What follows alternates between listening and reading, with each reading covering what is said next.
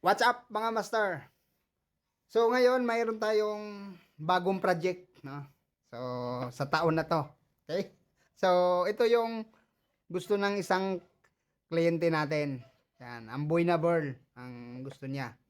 Wrapless to mga master. So yung handle nito is Ibano, no? Klase ng kamagong. So yan. Ito, pakita ko lang sa inyo yung lahat ng side ng Amboy na natin mga master. Yan. Okay? So, So ngayon ito yung gusto niya. Yan, ito. Ito yung gagawin nating forearm.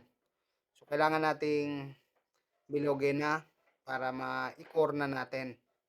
Yan. So ito yung kanya.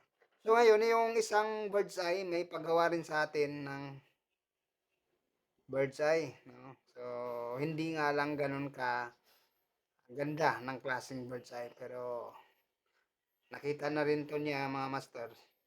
So ito yung style ng ipapagawa niya. Ganito yung style haba sa forearm na yan, pero hindi katulad nito yung ringwork niya. Yan. So, ganito, iba yung ringwork na ilalagay natin dyan, pero ganito yung style ng construction or yung sukat ng forearm. Yan. So, ganun yung gusto niya. Okay? So, ngayon, sabay-sabay nating gagawin yan. Yan, ito nabilog na eh. Yan, ito naman eh, so kakailangan ko ng kabitan ng leader kasi natingga to gawa ng leader natin eh hindi niya gusto. So ito yung ipapalagay. Yan. Okay?